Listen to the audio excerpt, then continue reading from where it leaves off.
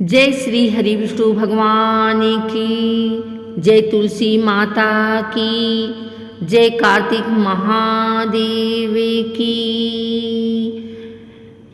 अब हम श्रवण करेंगे कार्तिक महात्म्य का 6वां अध्याय, जो हमें धर्म, भक्ति और जीवन का सच्चा मार्ग दिखाता है। आइए सुनते हैं कार्तिक मास महात्म्य का 6वां अध्याय। नारद जी बोले, जब 2 घड़ी रात बाकी रहे तब तुलसी की मृत्तिका, वस्त्र और कलश लेकर जलाशय पर जाएं। कार्तिक में जहाँ कहीं भी प्रत्येक जलाशय के जल में स्नान करना चाहिए। गर्म जल की अपेक्षा ठंडे जल में स्नान करने से 10 गुना पुण्य होता है। उससे 100 गुना पुण्य बाहरी कुएं के जल में स्नान करने से होता है। उससे अधिक पुण्य बावली में और उससे भी अधिक पुण्य पोखर में स्नान करने से होता है। उससे 10 गुना झरनों में और उससे भी अधिक पुण्य कार्तिक में नदी स्नान करने से होता है।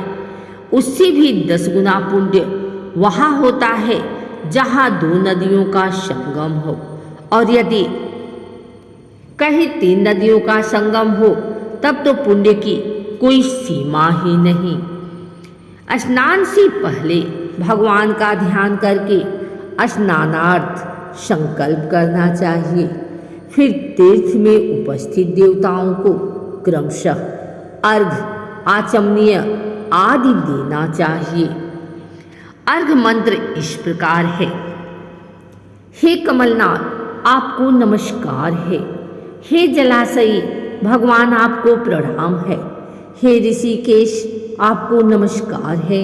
मेरे दिए अर्घ्य को आप ग्रहण करें। बैकुंठ, प्रयाग तथा बद्रिकाश्रम में जहाँ कहीं भी भगवान विष्णु गए, वहाँ उन्होंने 3 प्रकार से अपना पांव रखा था।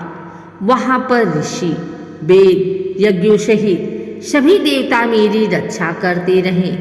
हे जनार्दन, हे दामोदर, हे देवेश, आपको प्रसन्न करने हेतु मैं कार्तिक मास में विधि विधान से ब्रह्म मुहूर्त में स्नान कर रहा हूँ। आपकी कृपा से मेरे सभी पापों का नाश हो। हे प्रभु, कार्तिक मास में व्रत तथा विधि पूर्वक स्नान करने वाला मैं अधर्य देता हूँ। आप राधिका सहित ग्रहण करें। हे कृष्ण, हे बलशाली राक्षसों का संहार करने वाले भगवान, हे पापों का नाश करने वाले, कार्तिक मास में प्रतिदिन दिए हुए मेरे इस अर्घ्य द्वारा कार्तिक स्नान का व्रत करने वाला फल मुझे प्राप्त हो। तत्पश्चात विष्णु, शिव तथा सूर्य का ध्यान करके जल में प्रवेश कर नाभि के बराबर जल में खड़े होकर विधि पूर्वक स्नान करना चाहिए। गृहस्थी को तिल और आंवले का चूर्ण लगाकर तथा विधवा स्त्री व यति को तुलसी की जल की मिट्टी लगाकर स्नान करना चाहिए। सप्तमी, अमावस्या, नवमी, त्रयोदशी, द्वितीया, दशमी आदि तिथियों को आंवला तथा तिल से स्नान करना वर्जित है। स्नान करते हुए निम्न शब्दों का उच्चारण करना चाहिए।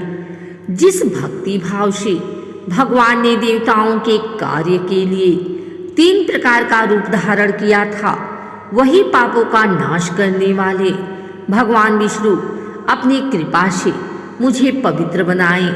जो मनुष्य भगवान विष्णु की आज्ञा से कार्तिक व्रत करता है, उसकी इंद्रादि सभी देवता रक्षा करते हैं। इसलिए वह मुझको पवित्र करे। बीजों, रहस्यों तथा यज्ञों सहित वेदों के मंत्र, कश्यप आदि ऋषि, इंद्र आदि देवता मुझे पवित्र करें।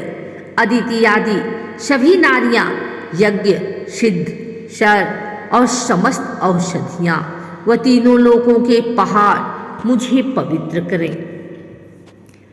इस प्रकार कहकर स्नान करने के बाद मनुष्य को हाथ में पवित्री धारण करके देवता, ऋषि, मनुष्यों तथा पितरों का विधि पूर्वक तर्पण करना चाहिए।